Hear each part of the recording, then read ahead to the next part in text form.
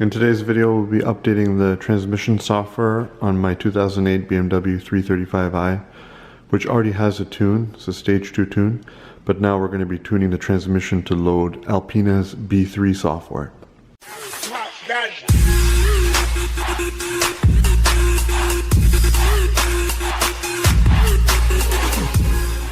It makes the car a little more sporty and gives you a few more features which I'll demonstrate.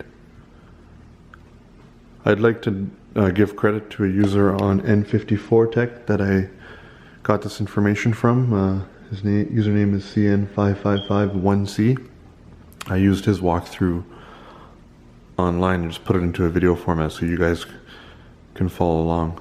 So anyway, let's get set up with a laptop and I'll show you what you need to do to get the tune loaded into the transmission, and then we will go for a test drive stock, which I've already taken some clips of, and we'll go for a test drive after the tune is loaded to see if we can tell the difference. Okay, getting prepared for the tune. I got my car set up on a battery charger. It's good for 15 amps. We're going to want to do that since we're flash tuning the transmission. We're writing to it. Got my laptop set up here. And I have the following cable. I've talked about it in all my videos when coding is involved or flashing. I got this K plus D CAN USB interface cable, which you can find on eBay or Amazon for about 20 bucks. So we'll go after the OBD2 port, make a connection. You should see a light come up on the cable, knowing that you're in good shape. I have to pass the cable through my window here.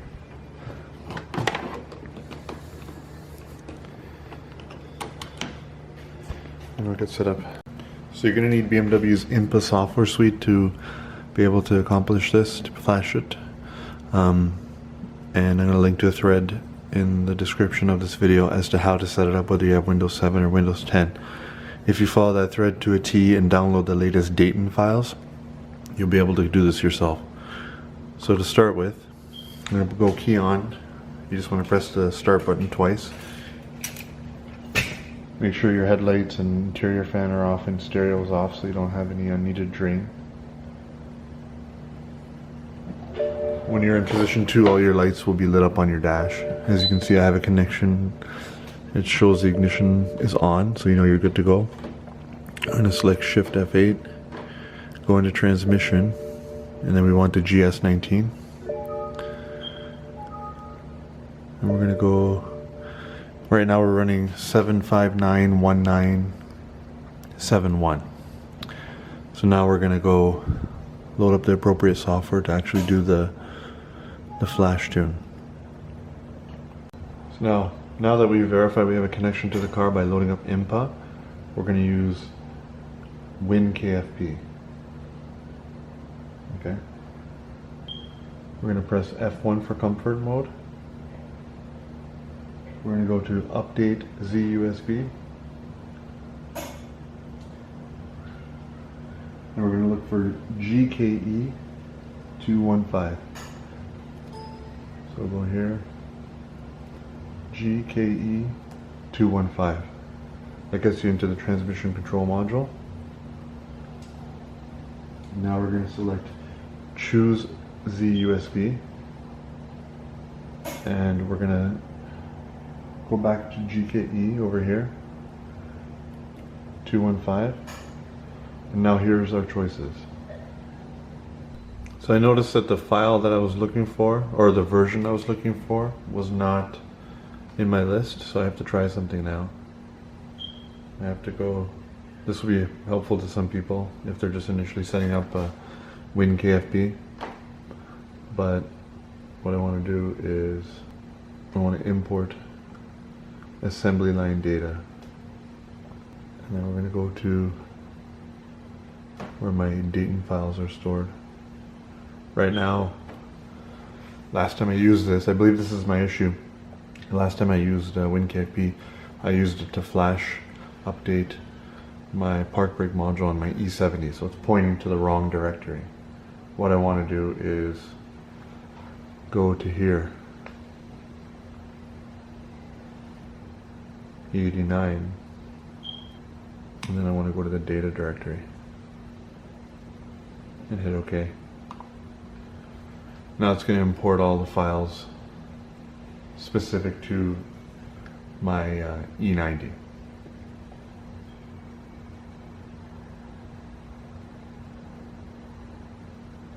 So I'm going to click replace. This is unique to people that have multiple BMWs, and if you're using Winkfp and switching between chassis. But it just gives you an idea of, like, let's say you set this up for the first time, you would have to do that.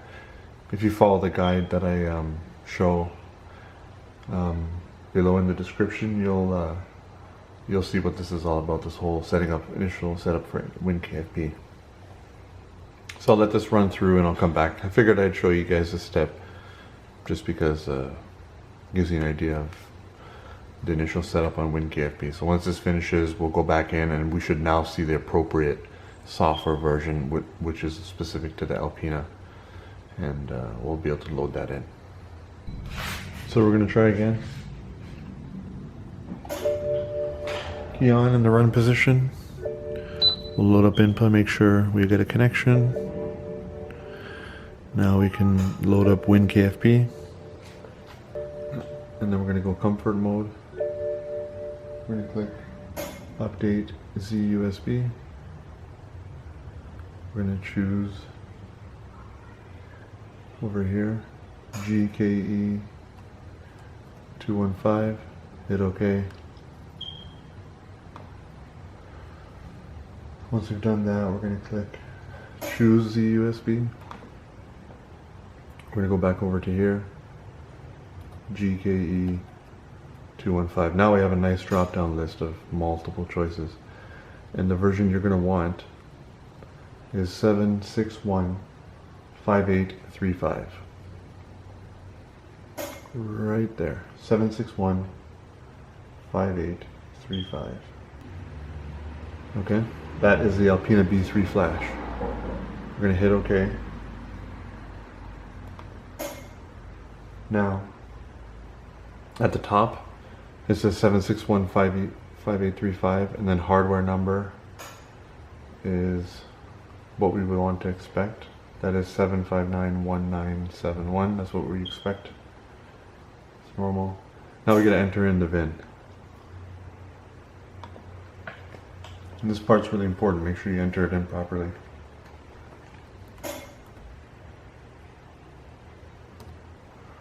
So I'm going to triple check that. Alright, so that's good. We hit OK.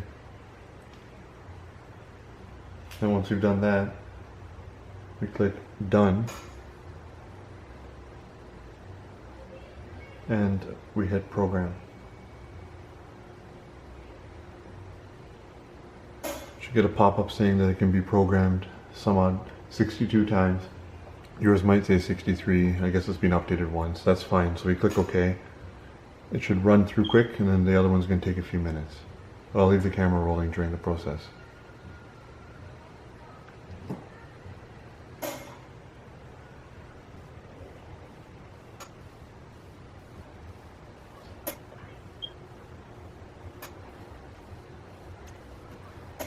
And just FYI, while this is happening, on my gauge cluster, I see the following.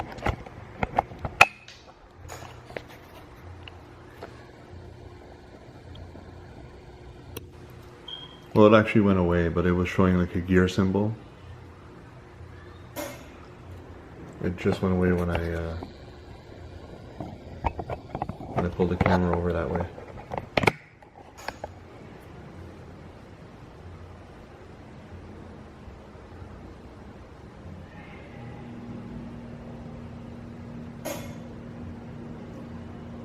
So just, if you follow that thread to a T, as I've always said in all my videos, you'll end up with this set up properly and ready to load. Something to keep in mind is you want the latest Dayton files. I believe they're well over 5.0 point something. I'm on 5.0.2, and I'll tell you why in a minute. Okay.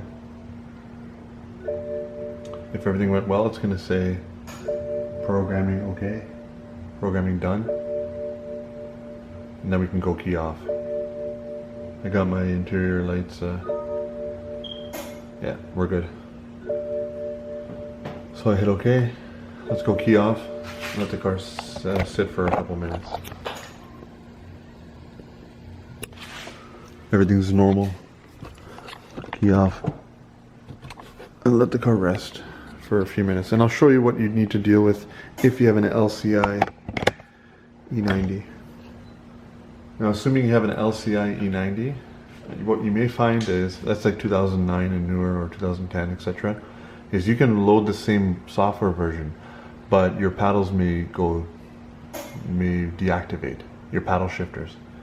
And the only way to fix it is to re-encode the module. It loses the vehicle order, I guess, or something's out of line, because technically this is old software for like 2007 and 8 cars that sure can load and run on a 2009 and newer LCI, but what you may find is the signal from the paddle shifters is incompatible and you have to re-encode it to the car. And that is accomplished via NCS Expert. I don't need to deal with that. I haven't even tried them, but I'll demonstrate, and I doubt I'll need to do this. But so we'll close this out. I'm done with Winkfp. It's done me what I need to do. We would load up NCS Expert. We would click load a profile. I always use this RevTours, which you'll have if you follow that thread. And then we're going to want to click F1, F3, E89. You'd hit OK. You'd download from CAS. Even though my car's off, I still think I should be able to download this information. And then you'd hit back. And now you gotta process a particular ECU. And in this case, it's going to be called the EGS. You'd hit OK. You'd hit OK. And then you just basically want to, now it says SG coherent.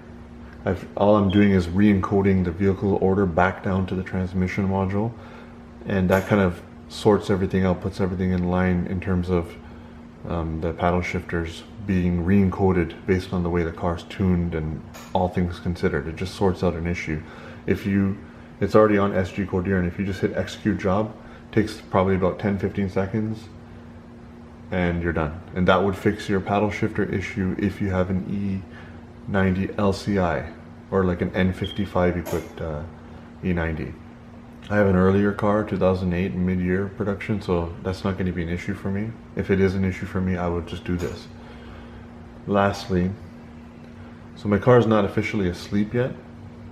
I don't have the key on, but this is, so now once you've loaded the software, if you're running the Alpina tune, you're going to want to drive it around for a few minutes and let it learn, kind of reconfigure itself because of adaptations. Just in case, what I want to do is I'm going to go key on,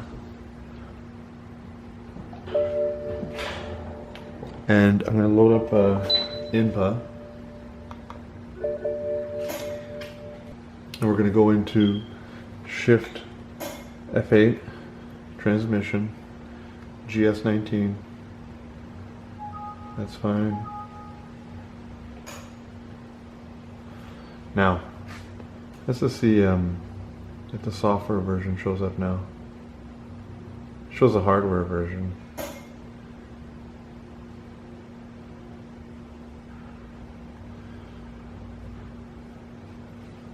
Anyway, that's fine. So now I'm in the transmission and I want to go into F6 activate and F3 to reset all the adaptations. That's it. So now the car's ready to relearn. This will just avoid you getting any potential slip or any issues when you're driving around, because it just goes back to a learning mode so that it can re-sense everything it needs to know. Especially now that we're running the Alpina software, we want to just let it learn. So we'll take it easy on the initial drive before we try to play around with some of the new features. So I'm going to cut to a clip of what it's going to be like before being tuned, and I'm going to work on making the clip for what it's like after, and we'll merge that all together.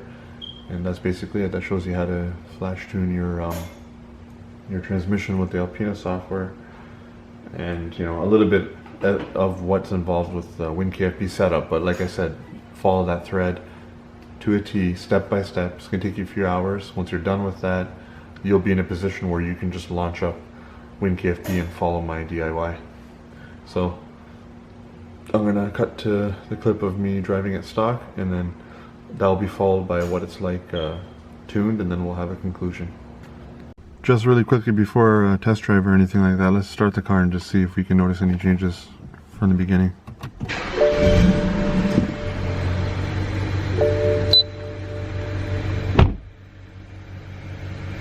So, put it into reverse. Now we're going to put it in drive. There's a difference right there. It says D1. So it's going to indicate every gear you're in at all times, even just during normal driving, which will be nice to have, nice information. Put it over into sport, now it says S1. So that means it's going to display every gear you're in when you're in sport, which would be holding one gear lower. Now here's my confirmation, my paddles are good. I didn't have to do what I showed you with NCS Expert, where it's gonna, you know, you have to re-encode the card just to get your paddles to work. That will be on an LCI with different looking paddles anyway. It's gonna have negative, positive. This is a dual purpose on either side. So I can go to M2. Yeah, it drops right back. That's normal. But the difference is D1, S1, M1. So right away, just sitting, I can tell there's a difference, and I'm looking forward to taking it for a drive now, just to see how the car behaves. Alright, so right now I'm driving my car stock, just with the stock transmission tune. Just gonna daily drive it, just so we can monitor the behavior of the transmission with the stock tune. My car's tuned engine-wise, so I just started the car. It's cool right now.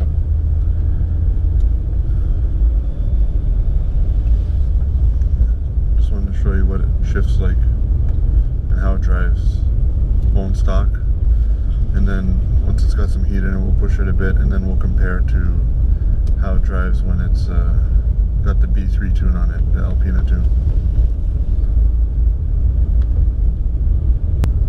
This is just very light throttle, like partial throttle.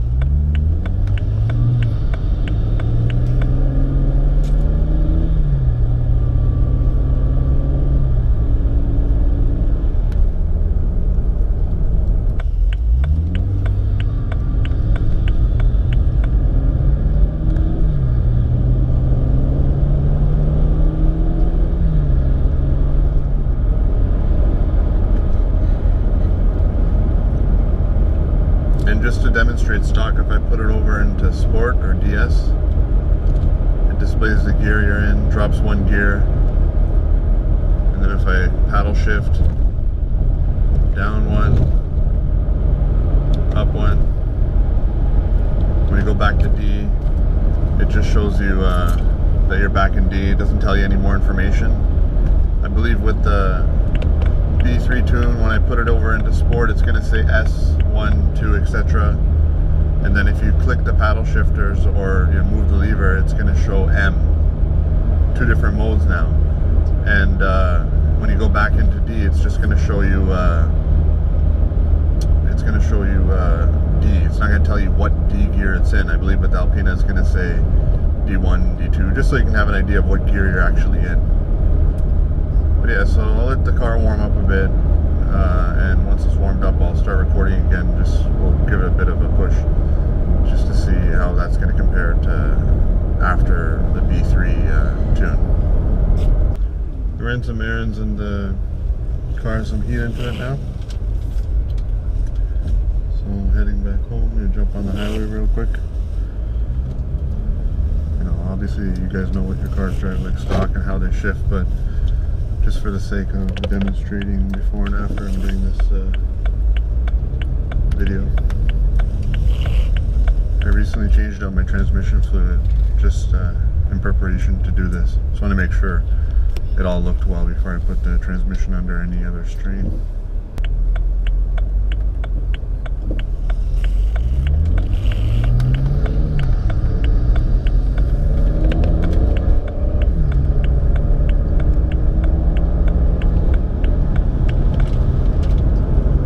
Partial throttle in sport mode,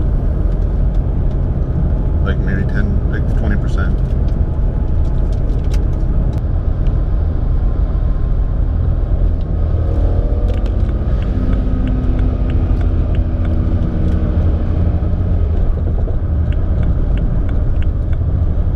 Put it back in D.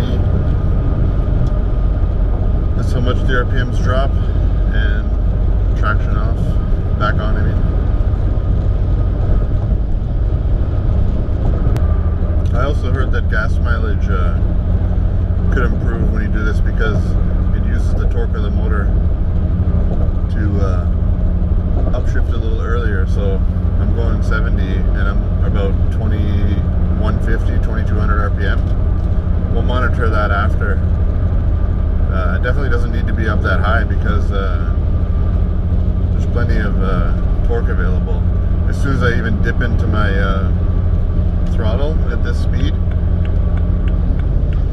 it just bleeds off boost because it's ready to give you full boost in like a very momentary throttle tip in, especially when you're tuned.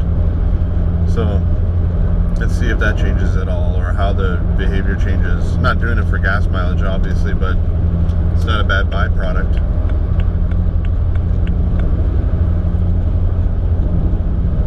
What I wish the car would do is, I don't have an intercooler. I plan on putting one, but when you're going full-fledged, full out, sometimes it downshifts into first gear when you're just trying to pass someone, and then if you ride that out, it will downshift right into where the motor's already run out of steam. It's just making hot air, and then you got to wait a second for it to shift to the next gear, so you'll be back in a power band.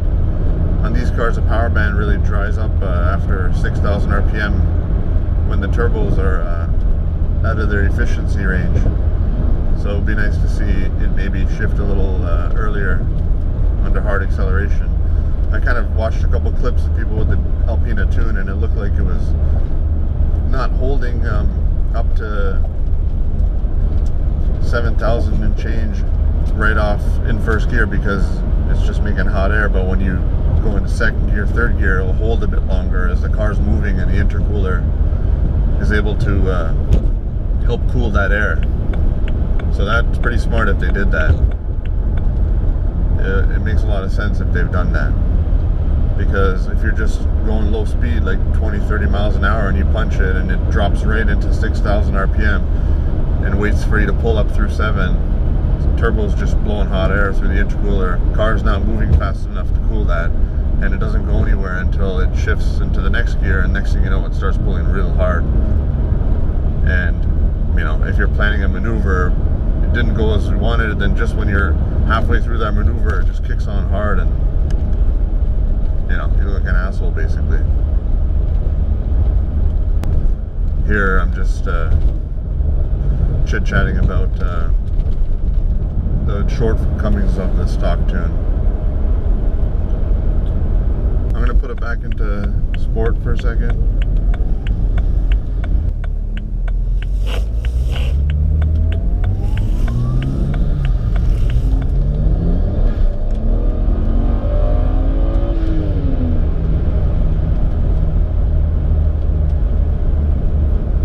So I don't have traction completely off. So it cut power for a second there, but it's a warm day. Warm enough that my tires do a good job that they can grip. So yeah, I think that shows you everything you need to know about how it performs stock. You know, it's still fun and still does a good job. But you hear so many good things about the Alpina flash tune that I really wanted to try it. But I was only going to try it after I put in fresh fluid. Because, you know, if my transmission fluid was all burnt up and I was already on borrowed time, then I was just going to ride that out. One thing is that I don't like using the paddles. I just find that they're not very good. Stock tune, trying to work with the paddles is like it's so-so. Maybe, hopefully this will change that where it's more responsive and I can have a little more fun with the paddles. Because otherwise I'd just rather toss it into DS and then push it. So yeah, let's see what difference it makes. So yeah, that concludes the pre-tuned drive. We'll go for another drive later after I've tuned it, and let's just see how it behaves daily driver wise. So this is the first drive on the Alpina tune, and I'm just taking it easy because I reset adaptations and I wanted to relearn.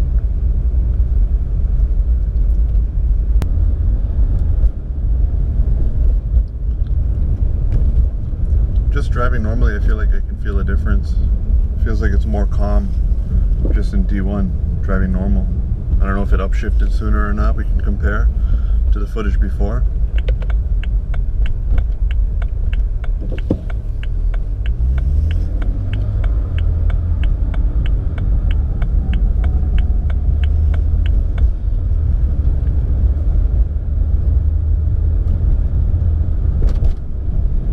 I feel a difference already. Just the way the gears change feel different.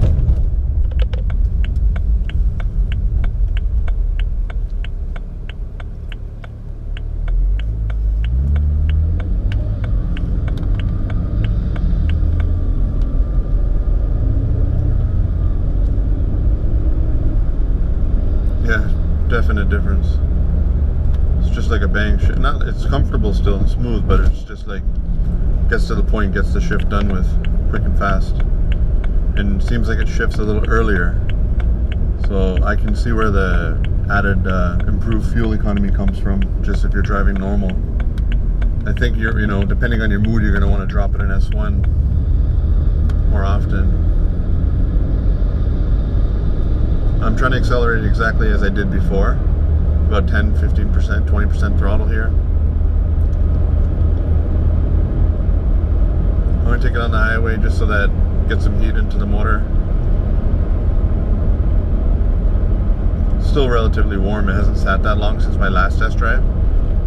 So initial impressions are just under normal driving. It's even more tame for daily driving, which I'm fine with.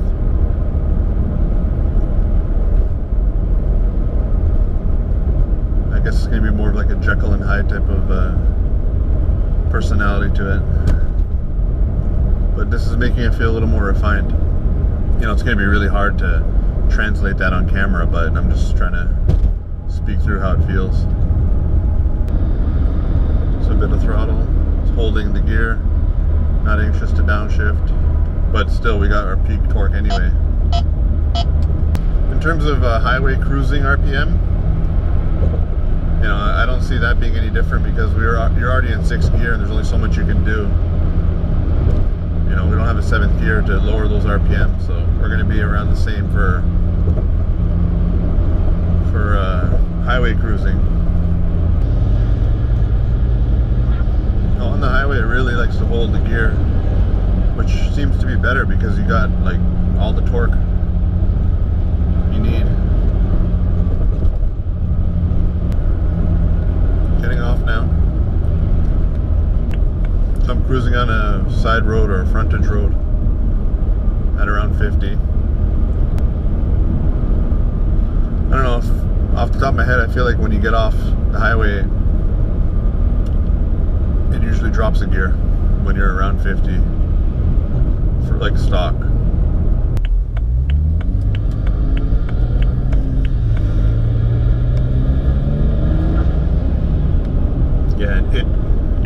was like partial throttled in already, and it still didn't want to hold that gear, so it actually kept in the gear. It upshifted to the next gear, and because of that partial throttling, the turbo spooled harder because it was in a higher gear, and therefore it was actually quicker. It felt different, like it quick shifted into third.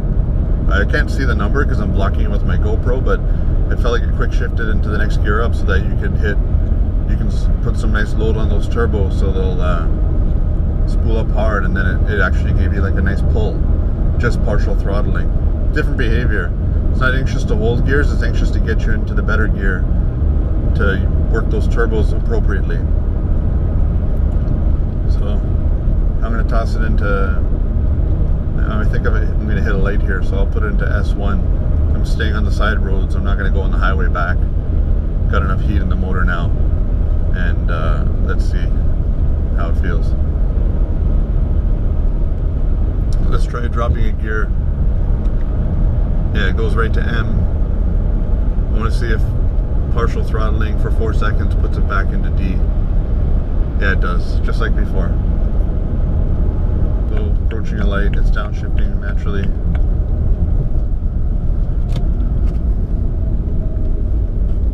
I put it into S1 now, or it's going to go into S1, coming to a stop. I just want to give it like a partial throttle pull, see how that feels. I want to see how quickly it upshifts when you do it this way now.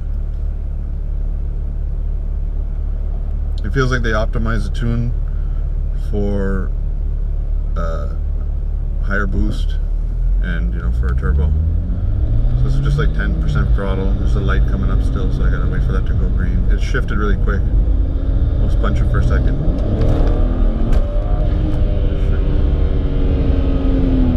I don't know. That felt like, I think it popped itself into a better gear because that felt kind of brutal. K-band. The acceleration was kind of brutal. It just feels like, I don't know, it's probably placebo, but it felt like it dropped into a better gear and it pulled hard. But it's just quickly shifting. It's like a dual clutch kind of personality. I drove my buddy's M4 before, and you know, if you're just cruising along, it just quickly drops into the next gear, bang, bang, bang. It doesn't really give you that partial slip into the gear, but it's not abrupt, it's still very smooth feeling. I'll just give it like a, I'm afraid there's some cops around here, I don't want to really punch it right now, but I'll see how it downshifts if I go into M mode.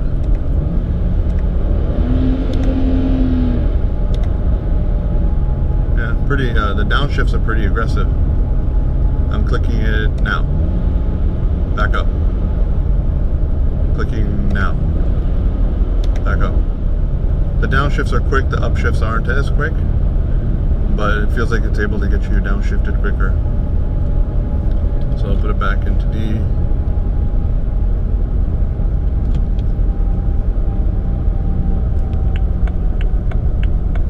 And back into S1.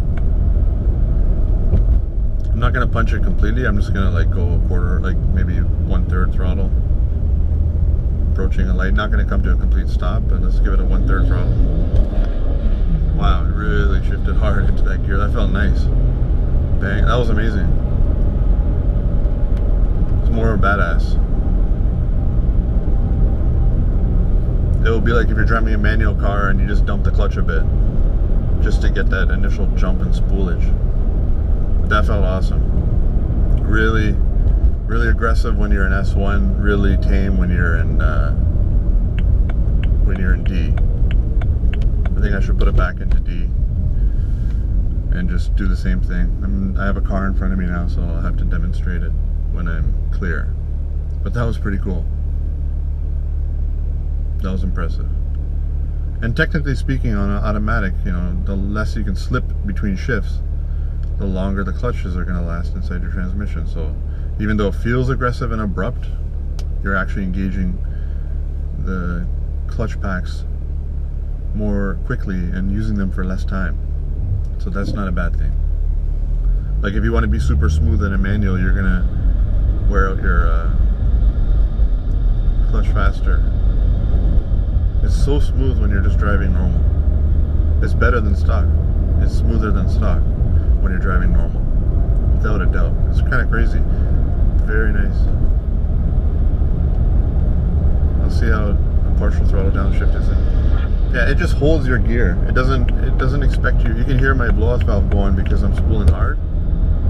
It just holds that gear because it knows there's plenty of torque and you've got plenty of turbo to carry you through. It's better to stay there than it would be to downshift into a high gear and make the turbo run out of steam quick. Exactly what I was talking about before, how stock it actually has a tendency to want to downshift and slam shift in not a good way, and puts you right at the top of the RPM band like it's an NA motor all cam, and like it's not really great. Now it's like, screw that, let's just keep you in a high gear, let's spool those turbos hard, you're gonna pull harder and you don't have that 2 seconds of delay before shit happens. It's just bang. That's awesome. K8 and lots of cops around. It's a Super Bowl weekend here in Houston, so can't go crazy. But I've seen a lot. I've seen enough here.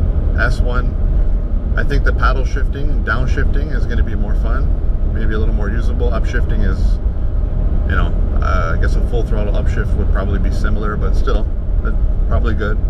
S1 is the biggest difference. It just, partial throttles gives you like a really aggressive shift, and like it knows you want to play. And driving in D is like, it's about saving you gas and optimizing the torque.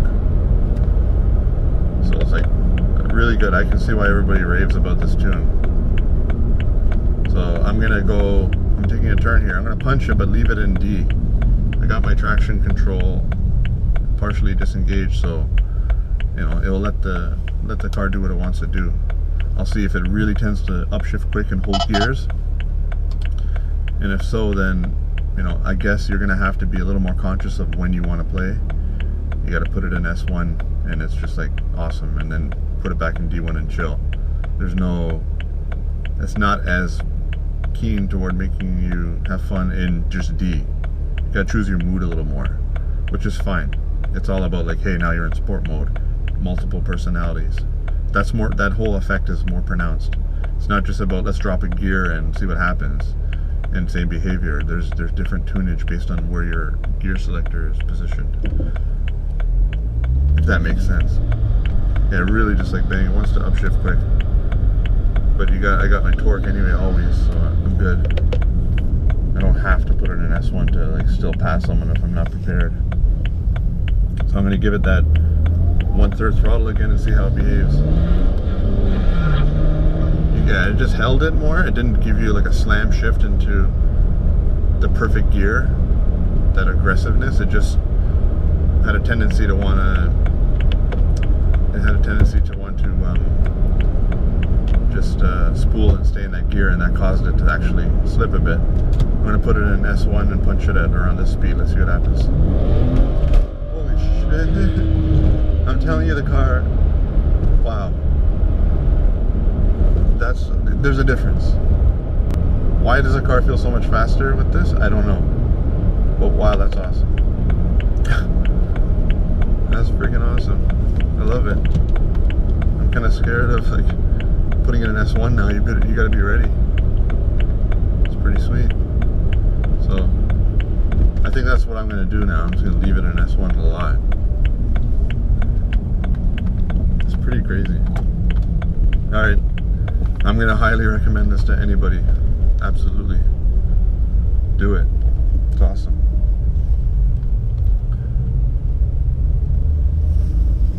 You can really impress people quickly just by tossing in S1. I'm in a state in sport.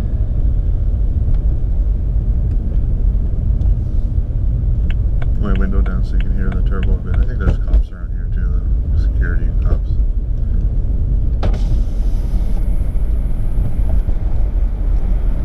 Let's punch it around 20. This is when it would usually shift hard into first and you're out of steam. Perfect. It didn't do it. That's awesome. See how it went right into around, it dropped into the gear that kept it right in the power button. That's so good. I'm gonna try it just from a low speed here. Wow. I gotta calm down now. Well, that's it then. Absolutely crazy. Big difference. Big difference. You know, the funny thing is there's a sound when you go into paddle shift mode with a stock tune, you got to be ready. You'd hold that gear, that you just know what you're doing. You get it right into its sweet spot, and you just get that resonance. You can hear the motor being worked. It's got a ring to it. I don't know if you know, kind of like a GTR-ish kind of sound. I heard that without even thinking about it. It sounds kind of, I don't know, it's hard to describe, but it's just like, you know, you're on cam, you're working that motor hard. It's doing its thing. You just hear a sound to it, and you can't escape that sound. And I heard that just without even caring about anything. I just left it in S1. This is really awesome. I try not to sound giddy here, but like, absolutely do this. It's sick. If you have one of these cars, change your transmission fluid, make sure everything is looking good, check for error codes. If everything checks out, this is amazing. Right now, like, and there's no trade-offs. When you're just in D, you're gonna want to toss it in S when you want to play, and you're gonna love the fact that it's so mild when you're just in D. Mild yet still optimized for torque. Really good. I didn't really give it a whole lot of time for adaptations, but you know, hopefully that initial cruising, I felt like it was, you could feel like it was in learning mode initially for the first couple minutes. Sorry this video's so long, but if someone's on the fence, all these details are gonna probably make you really excited to try this. Yeah, it's so great when you're just cruising through the neighborhood and in D, quiet, upshifts quick. If you really need to kind of pass somebody, it doesn't just drop a gear and like it takes a second to actually get your stuff done. It just holds it knowing that there's plenty of turbo there.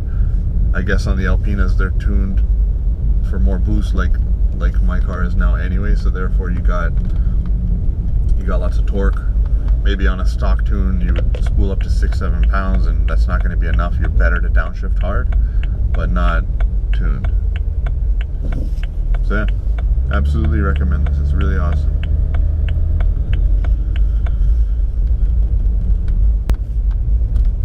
I don't know if it's going to show on camera, but you could hear me getting all giddy when it was pulling. I don't know if you'll see the RPM needles and the speed change, see a difference. It's just more of a feel thing potentially, but real world, day-to-day driving, you're going to be in the right gear at all times, it feels like. So just made it back home. So that's going to conclude this video on how to change the software in your transmission from stock to an Alpina B3 tune. Whether you have an N54, N55, E90. My review is awesome, really fun, big difference, and more practical, more usable when you're just cruising around. Actually, really optimized for the higher boost that the car is making now. So yeah, thanks for watching and good luck.